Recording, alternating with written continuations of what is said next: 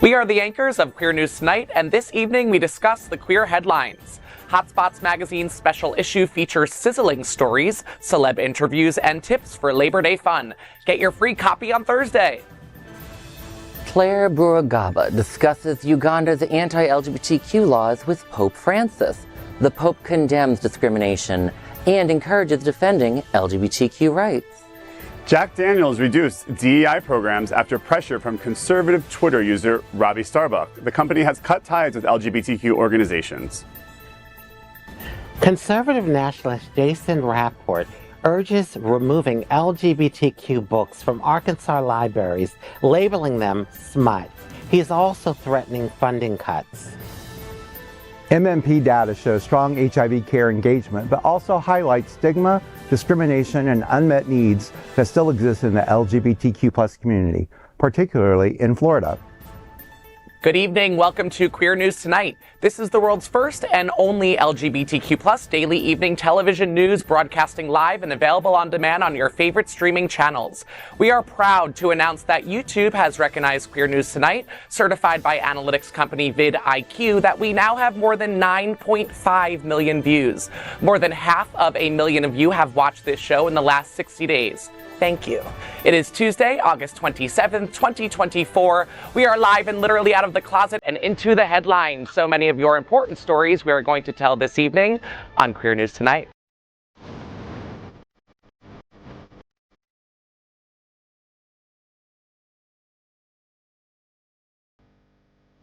This is the world's first live daily LGBTQ evening news show, literally out of the closet and into the headlines on Queer News Tonight.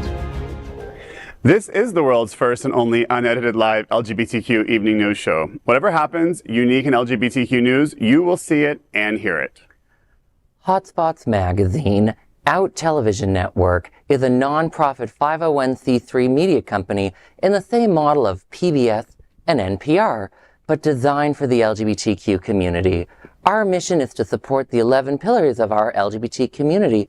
We want to inform and educate the key issues of lesbian, trans, Latino, Black, healthcare, seniors, students, faith, social justice, business, and queer culture.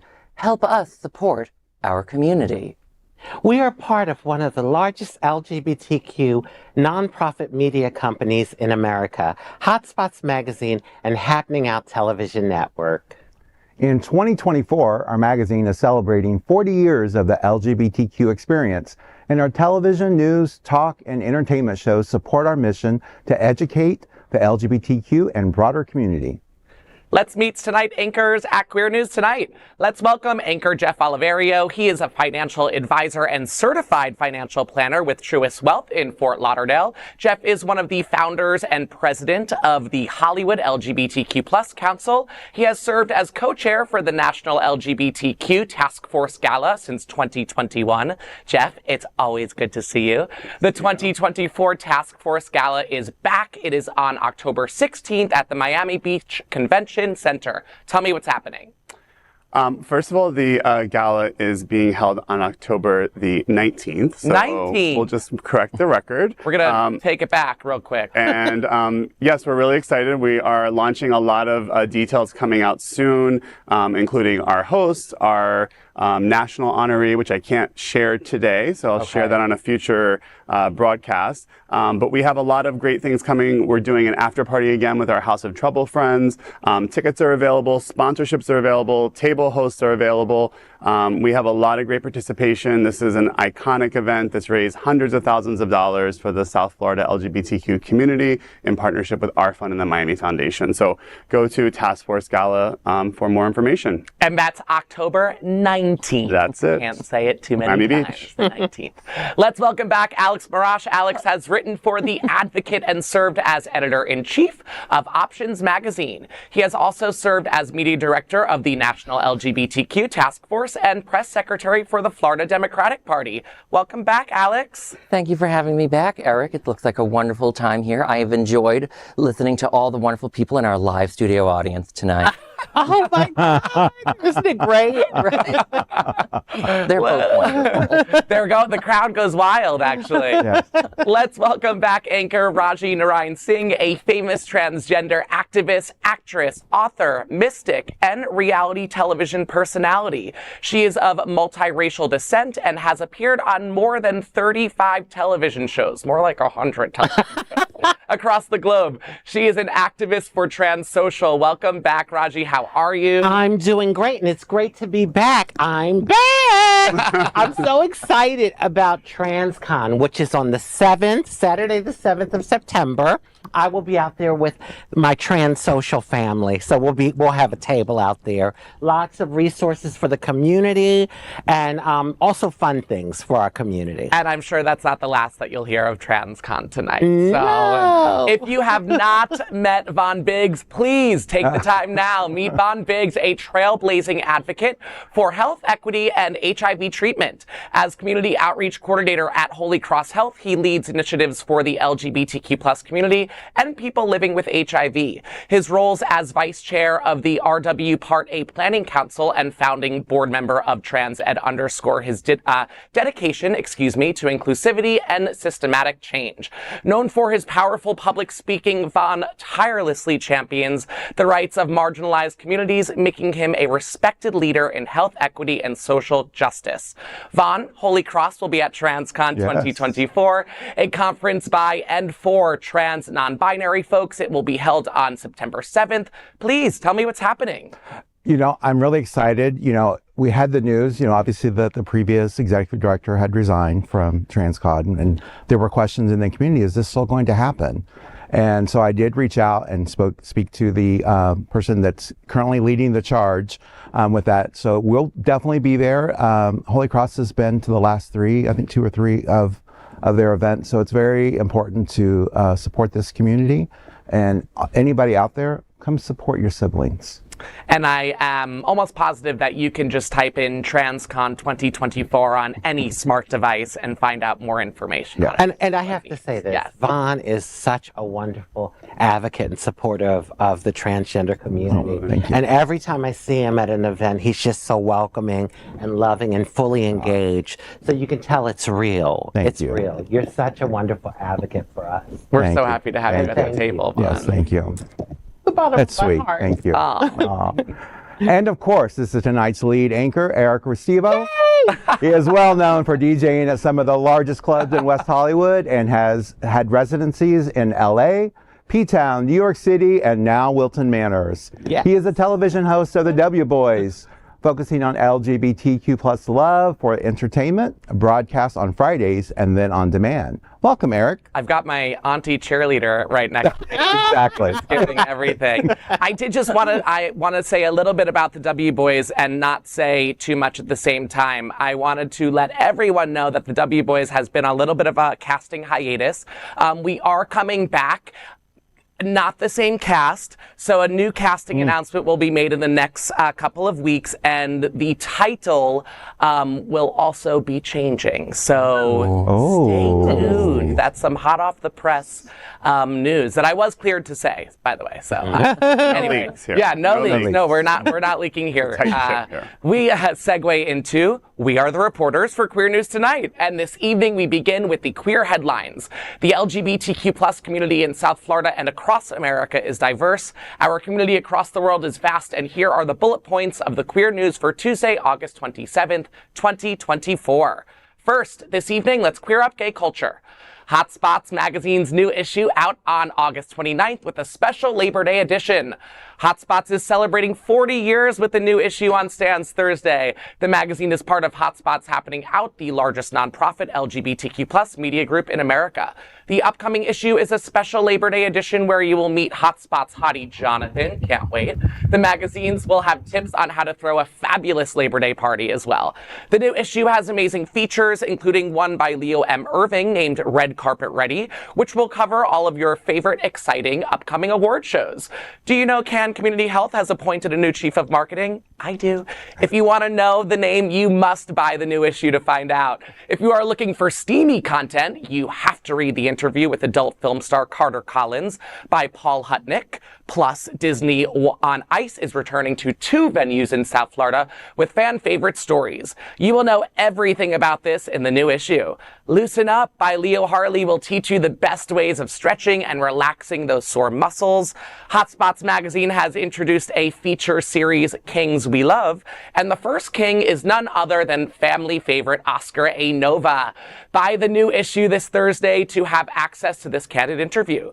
You must read the features on how the Our Fun Foundation helped LGBTQ+ arts and culture when DeSantis eliminated the vast majority of state grants, and Pandora Events Journey as they celebrate their 25th anniversary of iconic events for gay women.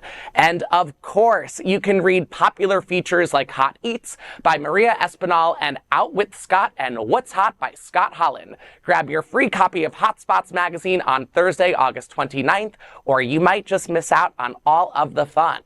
Wow, I feel like I just covered the whole magazine, and I'm still excited to go get one on stands this Thursday. I say it every time I get to cover this story. It's truly a one-stop LGBTQ plus shop for all of us to find out where you want to go for dinner that night, because I am the worst. My husband will ask me where I want to go for 45 minutes, and it'll just turn into him deciding, and then I can't agree with that. So we'll just look in the magazine. And I love the steamy content. I haven't seen that, outside of some of the racy little cute covers we get. So I'm excited. Does anyone have a favorite section of HOTspots? The only place you can read about porn stars and Disney on Ice in the same place. I almost said Disney. And you can stretch it out afterwards. I almost said it Disney One because I thought we were talking about the streaming channel, but Disney on Ice is even more exciting, to be fair. Exactly. Yeah. Well, first of all, I'm surprised that the magazine's older than I am.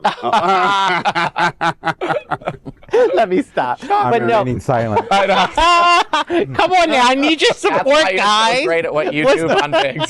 Silence. But no, I mean, it really is a staple in our community. Yes. It really is. And ever since I've been down here, which I came down in like 89. Don't tell anybody. I won't tell anyone. But yeah, it's darn it. But it's truly a staple and a great resource for all of us, I agree. It's a great decision maker for where to eat. Yes. Too. But just like you were saying. Oh, it really is. Friends, we're always the same thing. Where do you want to? I don't care. Where do you want to go? Let's go somewhere different. Well, where would that be? What's new? Don't know. Okay, pick up the magazine. Let's find out. It's wonderful that it's getting to 40 years as a celebration. It's a huge point for a magazine. On this particular edition, does that particular adult entertainment person look familiar to me? No comment. No clue. You can neither confirm or deny. Right. And next, let's queer up the world view. Pope welcomes Ugandan LGBTQ activists to Rome. I'm sure the Pope loved the last story. In a significant moment for LGBTQ advocacy, Claire Bugaba, a Ugandan LGBTQ activist and diversity officer at Chapter 4 Uganda, met Pope Francis in Rome earlier this month. Bugaba, who is at the forefront of LGBTQ support in a country where same-sex relations are criminalized, described the meeting as an honor. She used the opportunity to discuss the harsh realities faced in Uganda, where same-sex sexual relations are punishable by life imprisonment or even death under the Anti-Homosexuality Act. Bugaba shared on Twitter that the Pope warmly welcomed her and invited her to sit with him, writing, quote, "His Holiness related that discrimination is a sin and violence against LGBTQ people is unacceptable. He said the Church should never discriminate. He walks with everyone that has been denied their dignity. He further encouraged us to defend our rights, end quote. The Anti-Homosexuality Act, signed into law by President Yoweri Museveni last year, has drawn widespread international condemnation. White House Press Secretary Karine Jean-Pierre previously called it deeply concerning, highlighting the global outcry against Uganda's severe anti-LGBTQ measures. Uganda is not the only African country with discriminatory anti-LGBTQ laws. The long list includes names like Ghana, Tanzania, and Zambia. This is both a wonderful and sad story at the same time, both seeing what's happened in Uganda and, researching a little bit of the story ahead of time. The Ugandan president loves to use things like this to get a public outcry internationally and then condemn the public outcry as interference, which is a strategy we see in a lot of brutal dictators and authoritarians tend to use. I think there's someone running for office in the United States that does similar things. The name escapes me, but also dictator. But the Pope is a very imperfect person. But Pope Francis, I always have a soft spot for him. I call me a Pope Francis apologist. I know, but he always, at the end of the day, show that he's a human being that does care about other people. Yeah, that's true. I think, too, we have to realize we have to, meet people where they are. And Pope Francis is, the head of the Catholic Church, which has a very long history of not being welcoming to our community. So, there are small steps he's taken. He's also, as we've covered here, taken some steps backwards and used some language that might not be politically correct today. But again, he is making the effort, which is more than we can say for the Ugandan president. I just have to say my heart goes out to all the LGBTQ Ugandans, because I know life is really hard for me at times, but I can't even imagine living in a country where it's a threat. You're threatened to be sentenced to life and even possibly death. Absolutely. So it must be so hard for those folks. And all the other countries, like you named Ghana and some of the other ones. I mean, my heart goes out. And I never take it for granted. We have our problems here in America, but I am proud and happy to be an American. And I also am able to see the benefits and the progression that we have here, as opposed to other places in the world where LGBTQ people, they're way behind us, Well said. And I'm going to sing, che che kule, kafisa, kafisa, kafisa langa, kafisa langa, la chilanga, kum, adende. That's a Ghanaian song. I was here for it. We go. I was here. Yes. So Ghana, I know one of your songs. Come on, start loving our community. Auntie Rajee knew. Right. Ready. Right. I had that tucked away. Next, let's queer up business. Another major business surrenders to conservative threat. In a notable shift, Jack Daniels has scaled back its diversity, equity, and inclusion initiatives following threats from conservative influencer Robbie Starbuck. Starbuck, known for targeting companies over the DEI efforts, recently announced on Twitter, quote, "Big news. The next company we were set to expose was Jack Daniels," end quote. He also mentioned that the whiskey giant has already altered several of its DEI programs. Starbucks suggested that Jack Daniels preemptively changed its DEI policies after, quote, "They must have been tipped off by us through employee LinkedIn pages," end quote. An email from Brown-Forman, Jack Daniels' parent company, revealed the decision to end partnerships with the Human Rights Campaign and the Corporate Equality Index, which monitors LGBTQ workplace policies. The company cited an evolution of its DEI program to a, quote, "strategic framework." Eric Bloom of the Human Rights Campaign condemned the move, criticizing Starbucks as a political bully and election denier. Bloom warned that Jack Daniels' decision risks alienating a significant portion of its customer base. Quote, "With nearly 30% of Gen Z identifying as LGBTQ and the community wielding $1.4 trillion in spending power, retreating from these principles condemns both consumer trust and employee success," end quote. We've been covering these stories. We talked about it with Microsoft. Again, I work for a large corporation. A lot of these policies are being weighed and measured with what's happening from public outcry. They're being measured against a board of directors and profitability. The liquor industry specifically, again, I know from doing Hollywood Pride and doing lots of events around the community, and all of us know it's very hard to get sponsorships. Part of it is they're having budget cuts because they're all suffering from sales. So that's the first thing. The second thing is, Jack Daniels and Brown-Forman, I believe, scored a 100 on the Corporate Equality Index from the HRC, which means their employees are being protected, which I think is something we all should be applauding them for. And this rebranding is part of, again, the Supreme Court case has caused companies to have to rebrand initiatives that they're not specific to women, to LGBTQ, to Asian, to Black. and to make them more, which I think they're using in that language, more inclusive around their strategy. So the words, sometimes we want to just, let's boycott, we can't boycott everyone because it's not going to work. What we have to do is put our words and be more strategic. And I think that's what the companies are doing. And I applaud them for, again, having, they're a welcoming culture. It says in the article that I read about them today that, they give benefits for transgender, medical care. I mean, so they're doing things that are not being covered in this story just because they're maybe not sponsoring Pride. They're not just wearing, a Pride shirt exactly, every day. Exactly. They're Not like, just during June. They're not just not just during June. Right. Right. Good point. They're not just not having a DEI program, they're also cutting ties with the Human Rights Campaign. Right. So there's no Supreme Court case that says you can't interact with the Human Rights Campaign. This goes back to what I always, talk about, whether I'm talking about in The Advocate of Washington Place, like corporations at best are fair weather friends, and even then, I don't know. I'm not saying that like a queer group shouldn't make take their money. Please liberate as much of their money as possible, but don't expect much. And if times get tough, know that they're going to abandon you. Wow.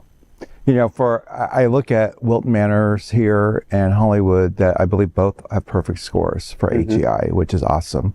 Holy Cross, we've done our score, with HEI, and everything's different. You've got cities, they have different guidelines, hospitals, they have clearly different guidelines. Corporations do as well, but it is basically about the protection and the inclusive, that everybody's protected. Everybody has rights.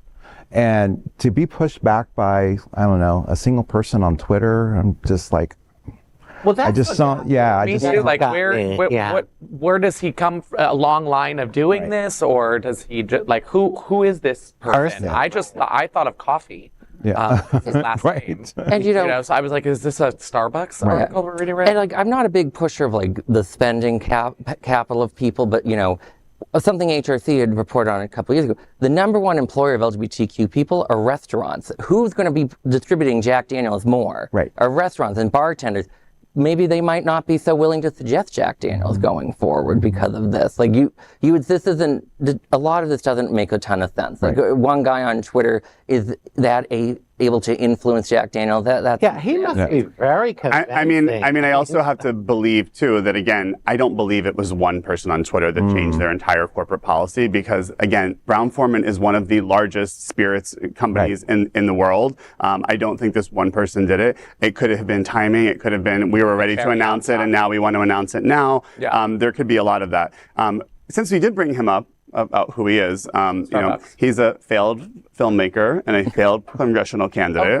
Oh, great. He's attacked trans people, and with he had that whole theory about that toxic chemicals are causing people to become gay and trans, and for children to identify as LGBTQ, and also believes that pride flags are doctrination. So yes, he is trash. So this was not a thing about not giving him any power. He is complete trash, and an election denier on top of that. Wow. Well, lovies, I'd love to do the next story, but my just had to do a mini takedown. We needed that. But my teleprompter has frozen, and I can't do the next story. All right, and I will clear it up for you. Thank you. Next, let's queer up social justice. Arkansas is quietly resisting hateful Christian nationalists.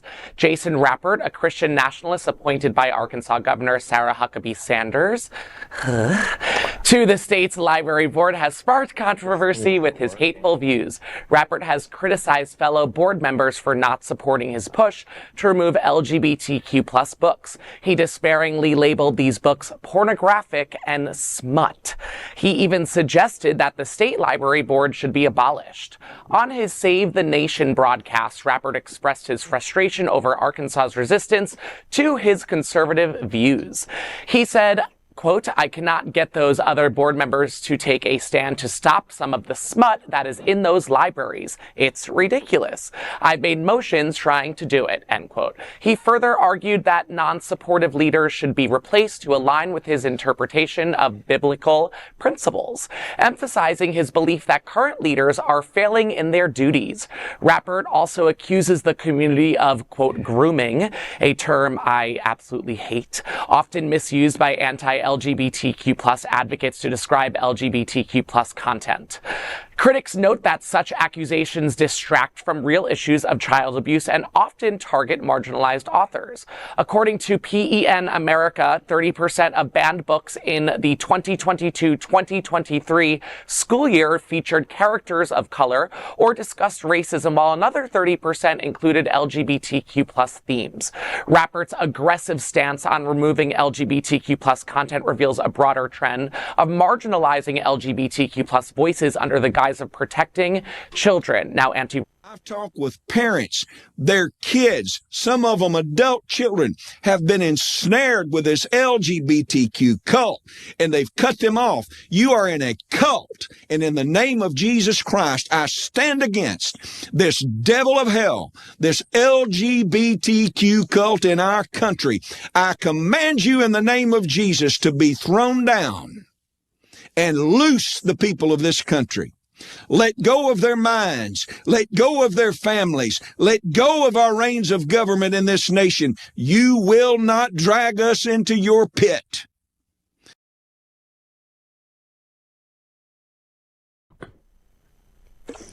You know, God, I feel that there's so many people in the world that just want to erase us. They did this in Nazi Germany with the burning of all those books. But the bottom line is we can't be erased. We can't, no matter how hard they try, because we're people and we have mouths and we will continue to tell our stories and we will continue to stand up and fight. I mean, this is just ridiculous. Even the erasing of history. Right. You know, I mean, come on, how absurd.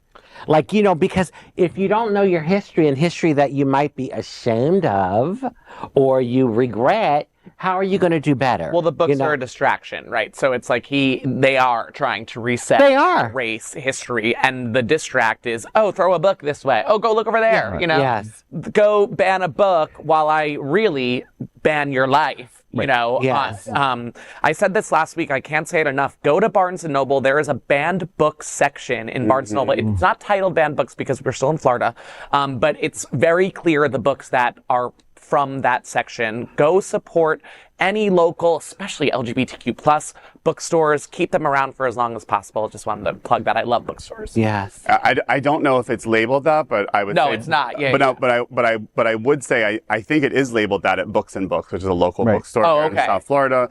They supported us last year with the Task Force Gala, giving us a lot of books. And they have a website too. You can buy they have a website as well.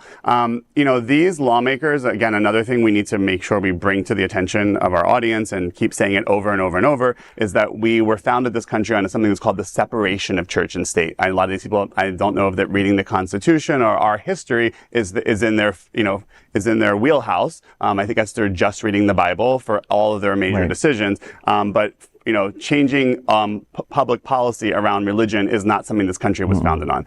And the second thing is, way more kids are killed by assault weapons than books. So if we want to protect children, then we should ban assault weapons and not ban books. Hello. Like, let's talk about the real issue. The real issue. Come on, all this smoke and mirror. Yes. Yeah. It's ridiculous what they're doing. Yeah. What's tragic to children is seeing their friends getting murdered in classrooms, and none of them are getting murdered by books. So let's also keep bringing the real issues up. I mean, Broward County literally just installed metal detectors in all of their schools for this upcoming school year that just started, right? Their school's back. So it's not a police state at all. Right. No banned books, no mouths. Not at all. All right, next, let's queer up health. CDC study reveals what we didn't know about HIV behaviors and the barriers to care. The CDC's Medical Monitoring Project provides crucial insights into the care and challenges faced by people with HIV in the U.S., based on the data from 23 areas, including Florida. The findings show that 80% of adults with diagnosed HIV did not miss a medical appointment in the past year, and 95% are on antiretroviral therapy, with 62% adhering to all prescribed doses.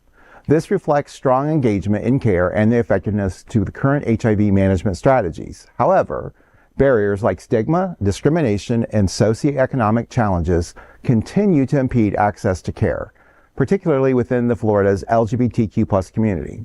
These challenges often prevent LGBTQ+ individuals from seeking timely medical care. The MMP data emphasizes the need for targeted interventions to create more inclusive healthcare environments, reduce stigma, and improve health outcomes. The report also highlights that over 50% of people with HIV in the U.S. are now over the age of 50, raising concerns about their future healthcare needs as they transition into Medicare. People with HIV often face more health challenges on Medicare than those with private insurance. Additionally, 27% of HIV-positive individuals have unmet mental health needs, and 19% experience food insecurity, indicating significant gaps in support services. Addressing these gaps is crucial to improving the quality of life for people living with HIV and ensuring they receive comprehensive care tailored to their needs. Well, I just came back from the Ryan White conference last week in DC, which was very interesting because a lot of the topics were dealing with aging, especially those people living with HIV and what that represents. And the Medicare issue came up. A lot of issues came up about medical case management, having case managers to help people as they're aging get through these issues, especially with Medicare.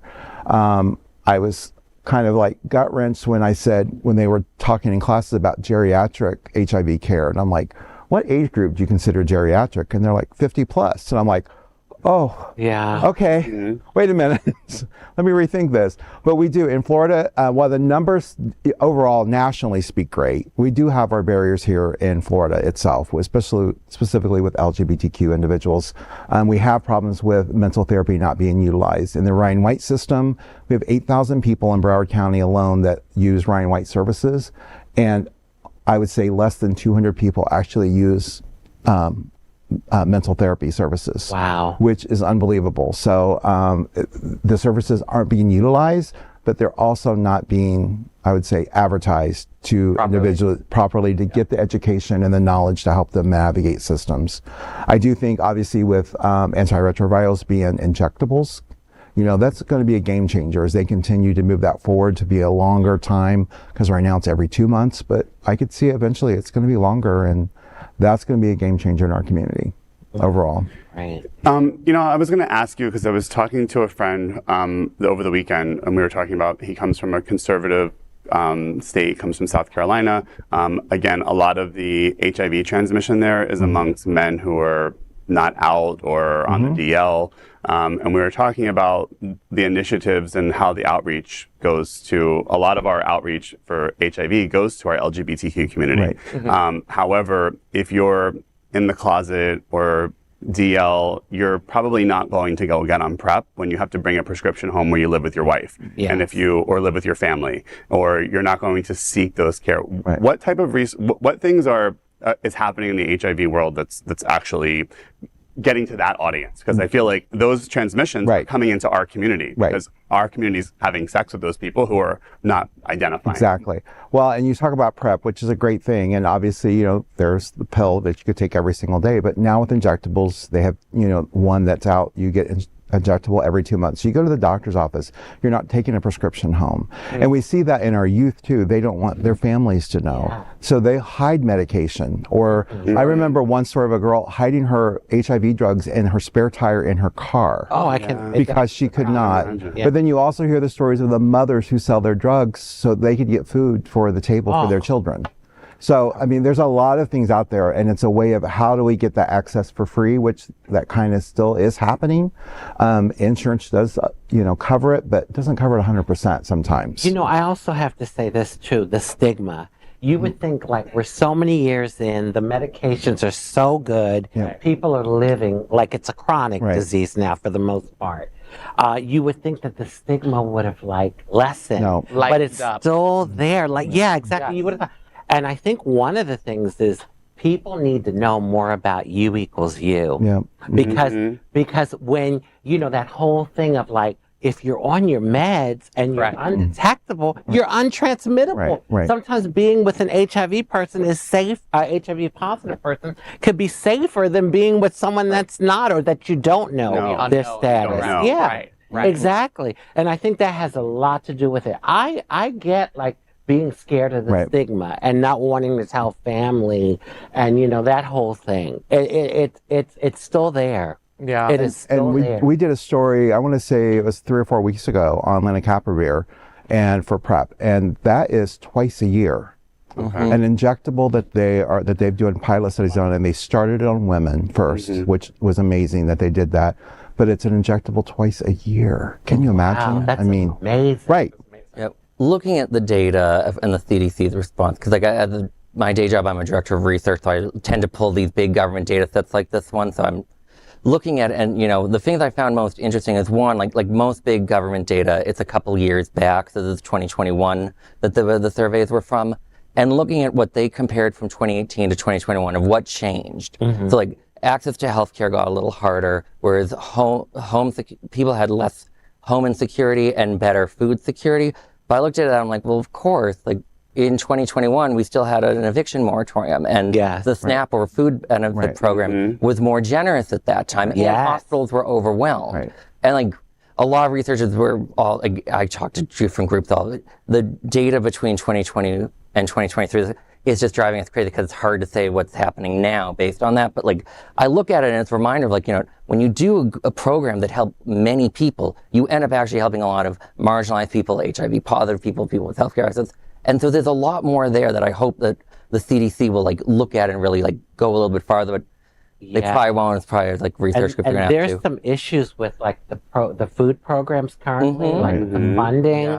And food banks are running out of the food. Food banks are running out of funding, like getting the funding so that they can give out the food. Well, I was going to say that about Sunshine Cathedral, to be fair. They have 3 really, really incredible food insecurity relief programs. I can't speak to the extreme specifics of it all. I think one is perished cans. One is, they have the brown paper bags grab and go every day, all day.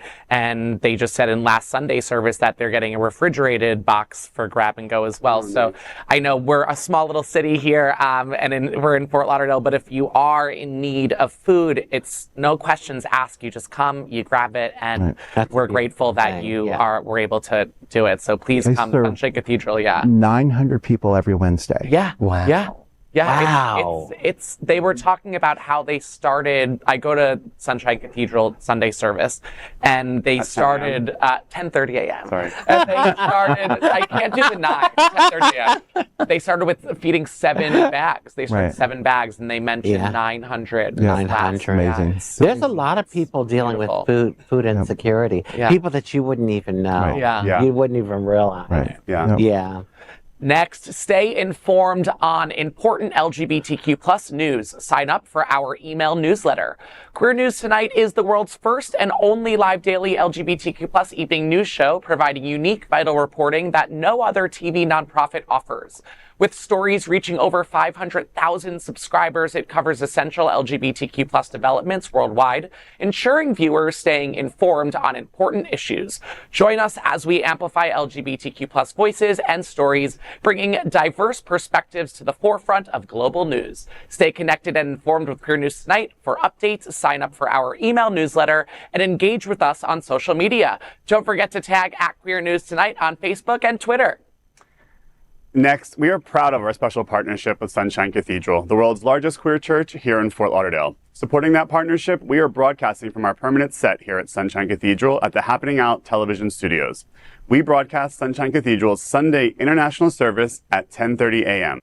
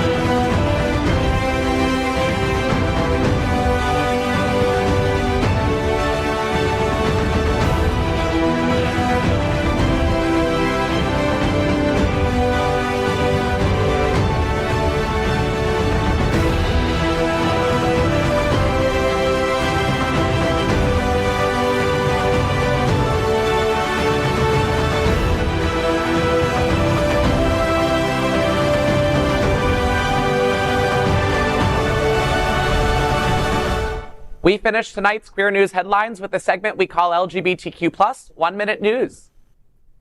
LGBTQ 1 Minute News. Let's queer up gay culture. Southern Decadence is back to Bling It On August 30. This Labor Day weekend, Southern Decadence returns to New Orleans, promising a bold celebration of LGBTQ culture. The festivities start on August 30 with a sparkling rooftop party at Dreamboat Virgin Hotel's chic bar on the 13th floor. It will feature craft cocktails by Sky Vodka and beats by DJ Tex. Themed Bling It On, guests are encouraged to wear their most dazzling attire. Performances by Debbie with a D, Wantana Dumpling, London Manchester, and Coco Mesa will add flair to this event. Proceeds will benefit Project Lazarus to support those living with HIV. Tickets are starting at $20. Book now at southerndecadence.com. You know, this sounds like a really fun party. I'm like, why? Yeah. Try go, you know? You had me at Wantana Dumpling. That one, honey, I'm hungry now. Like, I don't know if I want to see a drag show or actually order dumplings. I like dumplings, exactly. Exactly. And great support for HIV in a state like Louisiana that probably has very limited resources. Yes. So a great reason to support. Well, I won't be going, but I have a lot of sparkly things in my closet I could have worn. You can be Southern and decadent here. Yeah. Yeah, that's true. LGBTQ+ 1 Minute News. Let's queer up gay culture. Report shows many gay animals. We are not surprised. The beloved gay penguin Sven recently passed away at an Australian aquarium, sparking a surge in Google searches asking, can animals be gay? The answer is yes, and researchers can prove it. One research from Estación Experimental de Zonas Áridas in Spain confirms that same-sex activity is common across the animal kingdom. Scientists have documented various behaviors like courtship, mounting, genital contact, copulation, and pair bonding. Notably, 87% of recorded interactions involved mounting and genital contact. The study found that over 1,500 animal species, from spiders to mammals, engage in same-sex activities. Among mammals, this behavior is more frequent, observed in 261 species across 62 families. The research also revealed a slight prevalence of male-on-male activity compared to female-on-female activity. Shocker. Listen, if it happens in the animal kingdom, it happens in our kingdom. I cannot believe that we had you read mounting and animal genitalia. I'm waiting for a remix of that on Twitter, kind of like Michelle Obama's speech. That's so good. It actually supports us. Can you remix that, Fleeter, please? Is it nature versus nurture? I mean, if it's existing in nature, why wouldn't it exist in us human beings? You know, people always want to argue, like you chose it, like it's not real. They were groomed into being. Yeah, exactly. Yes. Right. There was all those pride flags in the zoo. And that explains all the male dogs that I attract in my life. No. You need a leash, honey. You need a leash. I just think this is what, to all those animals mounting and genital contact, good for all of you. Keep it up. Right. At least someone. Who are we to judge? One way to control the animal population. Yes. Oh boy. LGBTQ+, 1 Minute News. Let's clear up gay culture. Reddit users share must-have Grindr hookup etiquette. There may not be an official guide to Grindr etiquette, but Reddit users have offered some tips for hosts looking to be conscious. The discussion took place on the r/AskGayMen subreddit, where a newly out user sought advice on how to make his guests feel more comfortable. Many Redditors stress the importance of cleanliness, with a clean home, bed, and body being non-negotiable. Essentials like lube, condoms, and mouthwash were also mentioned. For safety, some users recommended providing a sealed water bottle instead of a glass to avoid any discomfort or suspicion. Creating a relaxed atmosphere was another key point. One Redditor shared, quote, "One guy offered me an ice cream sandwich after sex. He's in the Host Hall of Fame for that," end quote. What is on your list, anchors? Is there anything special that goes into planning. Now, this could be a random Grindr hookup. This could be a hookup with a husband, a hookup with a partner. What are we looking for here? I'm a big smell guy. Yes. So the room has to smell like my spa. God. Like eucalyptus and I have been doing it for years. When I have someone come over, I always make sure the place smells lovely. Yeah. Like, some really pleasant smell. Yeah. I have cold water bottles to offer them. Very nice. Also mouthwash. I do have that afterwards, when they start to think, oh my God, what did I just do? Here's some mouthwash, baby. And you'll rinse it all the way. And then, of course, towel and washcloth in case they clean might towels have is to a say clean yes. towel and a shower is top tier. Offering a shower is nice. Sometimes they need it. I see this, and it just makes me pine for the days of the man for man section of Craigslist, where they would just spell it all out. Like if a guy would just tell he just tell you what you want. I'm like, okay, so they're gonna have me do this. I'm gonna say that. I'm gonna dress up in a soccer team outfit. He's gonna call me Skip, and I'm like, okay, coach. It was simple back then. Easy 20 minutes. Exactly.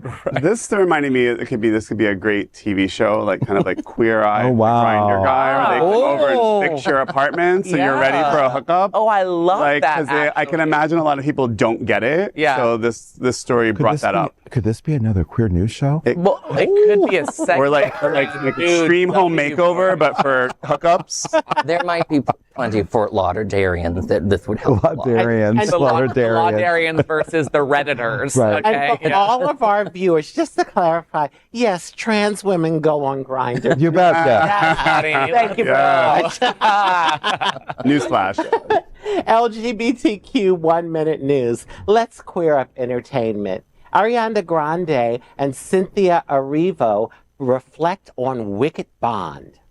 Wicked Part 1 stars Ariana Grande and Cynthia Erivo shared their unique connection to their role in a new teaser titled, quote, The Power Bond of Friendship, end quote. Grande, who portrays Glinda, the Good Witch, reflected on her bond with co-star Arivo, saying, quote, these two very different women just fall completely in love with each other. And that is a mirrored experience of what happened with Cynthia and I, end quote. Arivo, who plays, oh God, I'm going to butcher this, Elphaba. Yeah, that's Okay, it. I did it. You got Elphaba it. echoed this sentiment saying, quote, we both just found each other, I guess. We just got each other immediately, end quote. Directed by John M. Chu, Wicked Part 1 is set for release on November 29th, 2024, with the sequel following on November 26, 2025.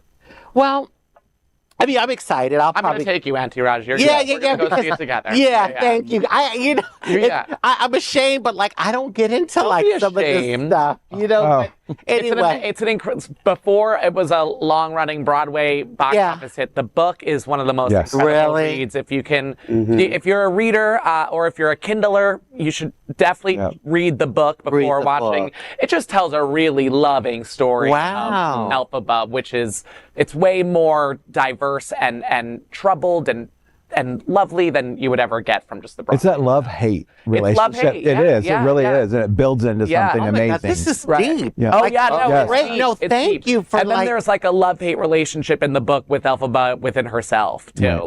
So it's a lot that happens. I was a theater major, so this movie is stop. I'm ready. I'm ready. I'm going the night of. I can't wait. The only thing with this article is it reminded me that Ariana Grande did a duet with Mika to the song Popular, which is from the Broadway. Yes. And now that's back and stuck in my head for the rest of the day.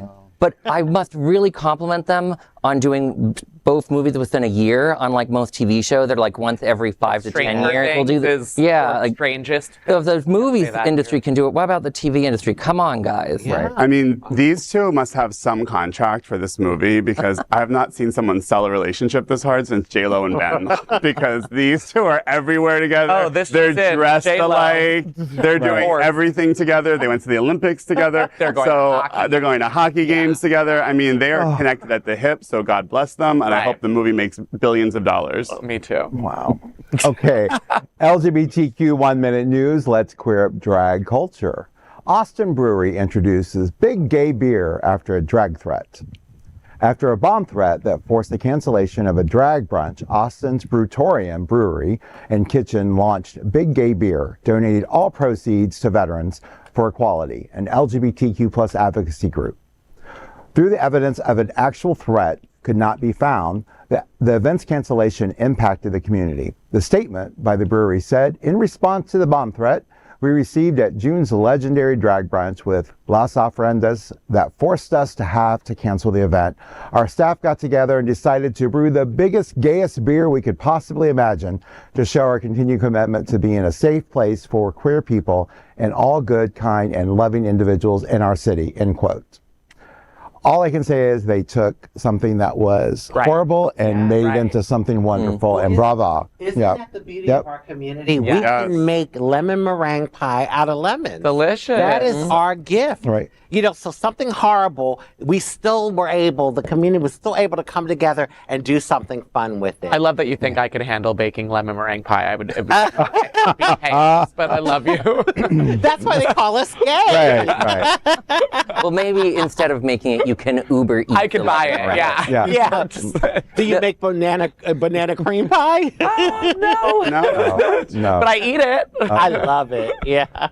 And it just shows that our community is not going to be afraid and push back. And I think that's what our communities have been about for forever. So these threats and things are, of course, they're scary, and some of them do lead to actual violence. But a majority of them are designed to intimidate us. And I think this is a great story to fight back against that. Right. So that is today's news for the LGBTQ plus community, the world's first and only daily LGBTQ evening news show. If our community is important to you, share this news with your friends and family. Join the conversation on your favorite streaming platform. Queer News Tonight is the only live LGBTQ digital television show in the world that is out of the closet and into the headlines. We need your support.